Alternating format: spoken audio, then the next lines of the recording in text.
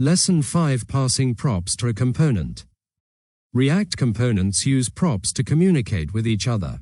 Every parent component can pass some information to its child components by giving them props.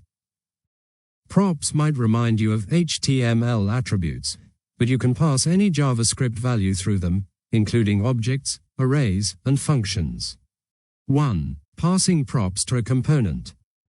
Let's begin by understanding what props are.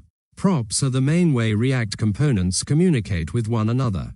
A parent component can send information to its child components through props. Think of them as small packages of data that travel from one component to another. This is how we make our components flexible and reusable, because they don't rely on fixed values. Instead, they receive whatever information the parent wants to provide.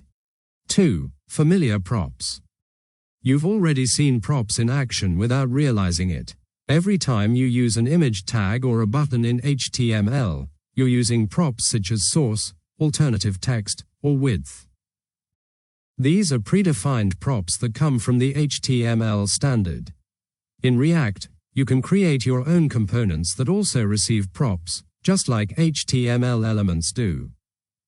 This allows you to control how a component behaves or looks by changing the data you pass into it. 3. Passing props to a component. When you build your own components, you can decide which props they should accept.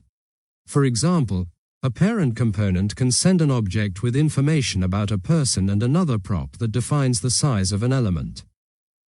By doing this, the same component can display different data or appear in different sizes, depending on the props it receives. This is the foundation of reusability in React. 4. Reading props in the child. Inside the child component, you can read the props that were passed down. These props act like function parameters. You simply receive them and use them within your component, just as you would use variables. This makes it easy to build logic that adapts to whatever data comes from the parent.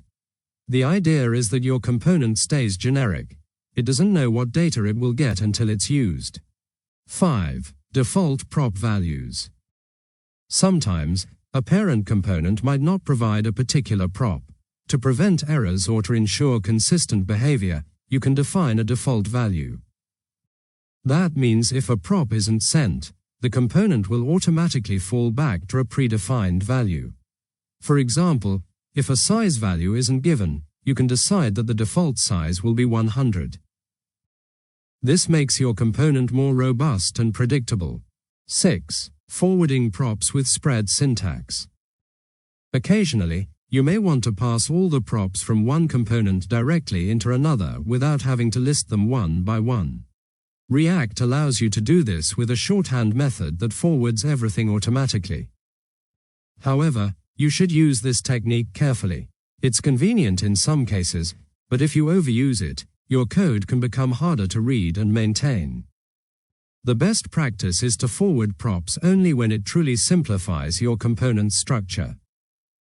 7. Passing JSX as children. Another important concept is that components can contain other components or content inside them.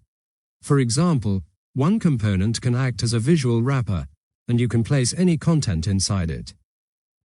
In React, whatever you place between a component's opening and closing tags becomes a special prop called children. This means the parent can decide what to put inside, while the wrapper component doesn't need to know what the content is. It simply provides a layout or a frame for it. This pattern gives your components great flexibility and reusability. 8. How props change over time. Props aren't static. They can change as the parent component's data changes. Imagine you have a component that receives the current time or a color choice from the user. Each time the parent updates those values, the child component automatically receives the new props and re-renders with the latest information. However, it's important to remember that props themselves are immutable. That means the child component cannot change them directly. If something needs to be updated, it must be done by the parent sending new props down. Later, when we talk about state, you'll see how components can manage their own data internally. 9. Recap. Let's summarize the key ideas. Props are how React components communicate. They're passed from parent to child and can contain any kind of data. You can read them inside the child just like function parameters. Default values make components safer and more predictable. You can forward props when needed, but do it thoughtfully. You can nest components and pass their inner content as children. And finally, props are read-only snapshots that reflect the data at a given moment in time. Understanding props is fundamental because they're at the heart of how React applications are structured. Once you master this, you'll have the foundation for building dynamic, reusable, and modular components.